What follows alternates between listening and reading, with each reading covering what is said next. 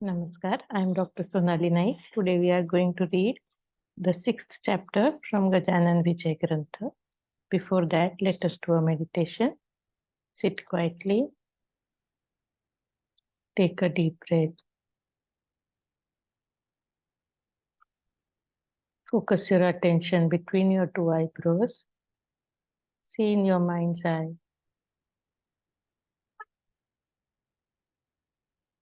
You are sitting at a very pleasant and a beautiful place. It is a seashore.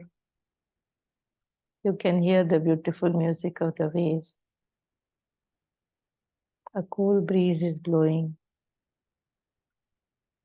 You are filled with happiness and peace. You are meditating upon Lord Rama. Lord Rama is standing in front of you. Seeing him, you are filled with happiness and peace. You bow to him.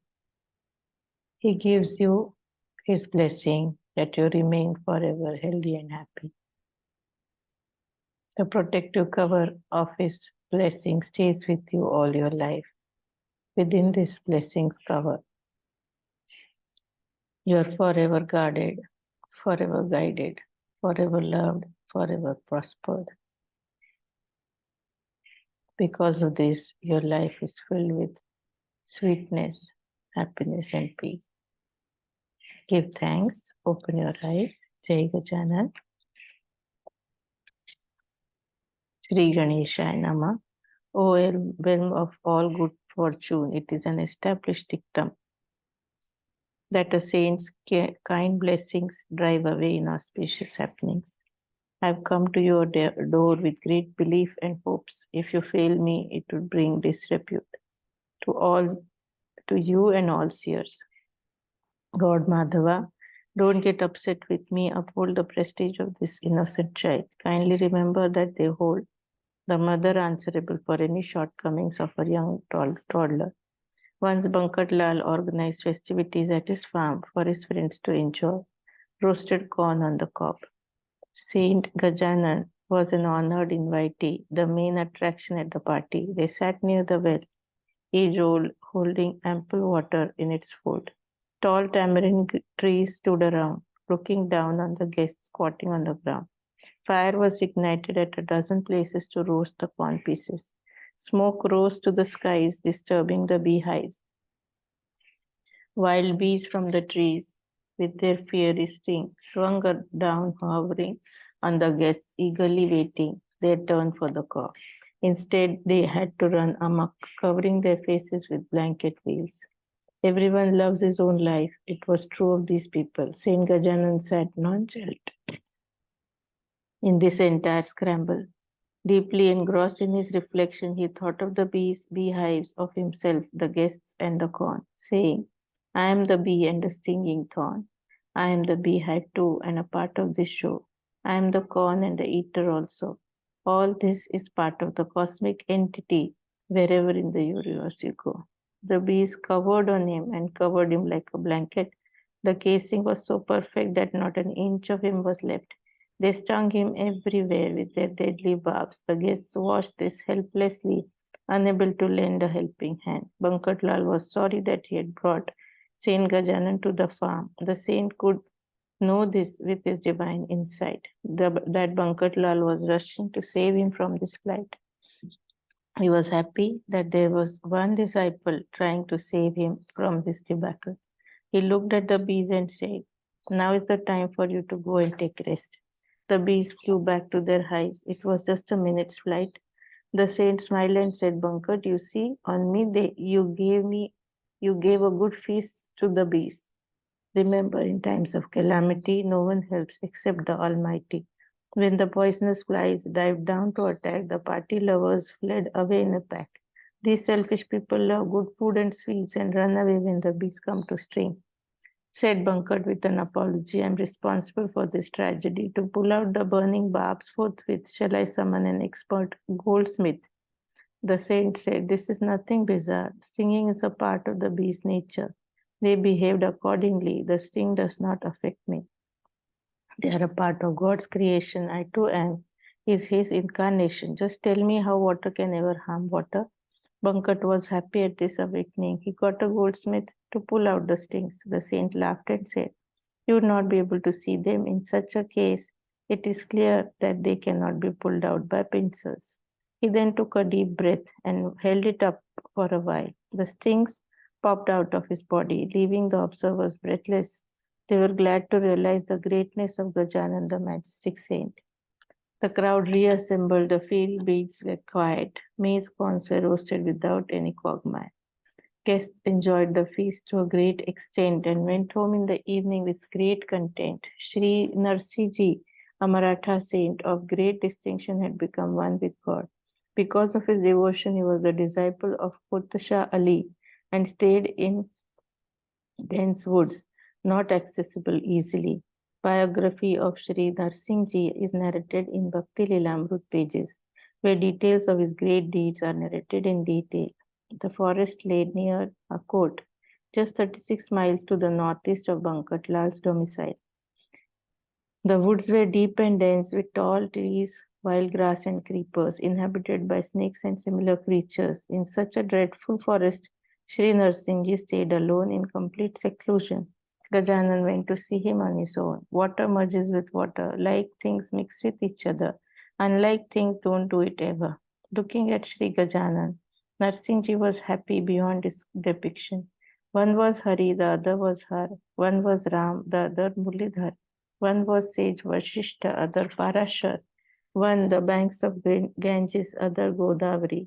One Kohinoor, other Kaustubmani. One Vainateya, another son of Anjani.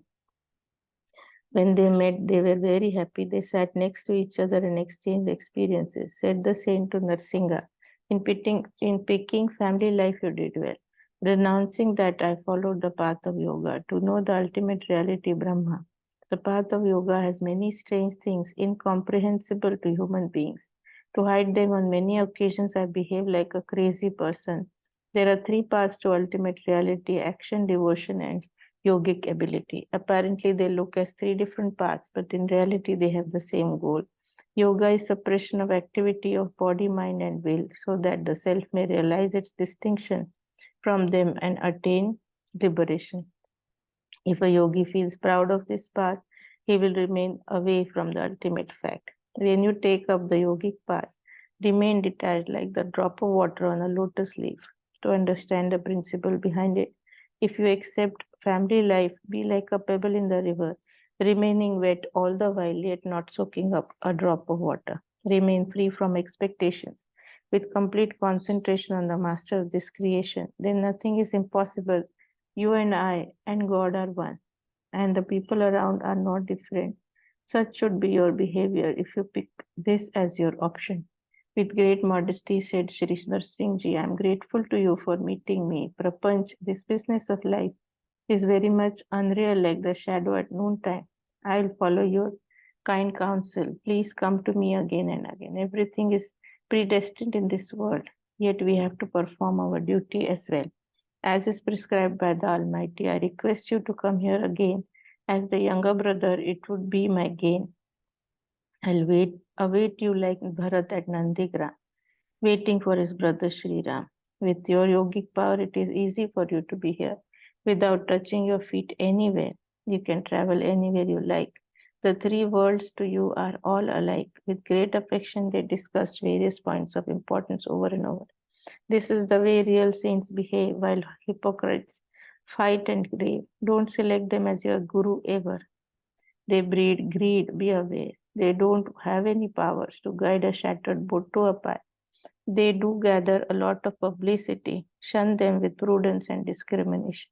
Setting up a monastery or composing poetry do not raise a man to sainthood. It needs knowledge and a selfless mood. Can anyone accept gold-plated brass as a real piece of gold? Can anyone take a woman of disrepute to be the queen of his household? Good conscience and good outlook. Stay with one who rejects a crook. The two saints who met were real and rare. News went around to Akot about their meeting there, like the confluence of Godavari and Bhagirathi River. With flowers and coconuts, they rushed to the forest, but by the time they were there, Saint Gajanan had already left. With the kind permission of Saint Narsingh Ji, disappointing the devotees of Akot and thereabouts. In one of his wanderings with his followers, Sri Gajanan reached a town called Shivar on the bank of Chandrabhaga near Daryapur, Vidarbha, north of Pandharpur, abode of God Vithoba. Herein lived a learned Brahmin with Vrajabhushan as his name. He had mastered 4 languages and was famous all over the place. A devotee of sun god, every morning as a habit he bathed in the Chandrabhaga and offered prayers to the god of light. He was respected by learned men. As if a gift of his daily prayers, the saint went to the river near Shiva. When Vrajabhushan came for his routine bath, he saw the saint on the bank. Dawn was invading the blue. Birds were chirping with joy, welcoming the Lord of the sky. Darkness disappeared like fools from a congregation of learned men.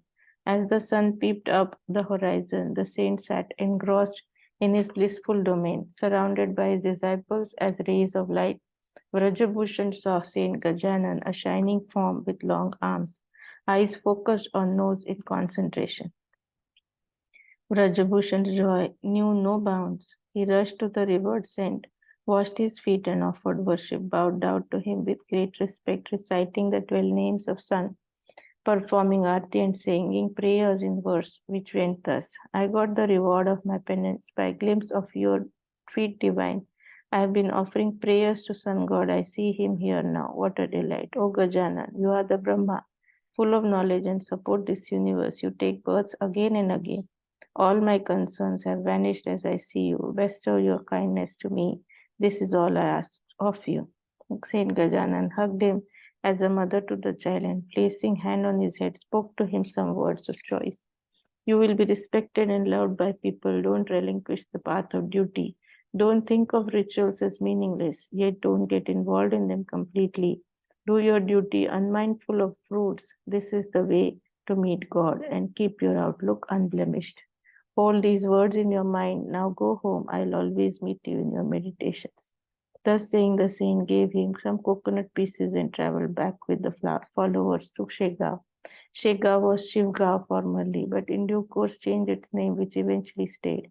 17 parties lived in this place. The saint returned to Shega, but not for long. He visited many places as he moved along.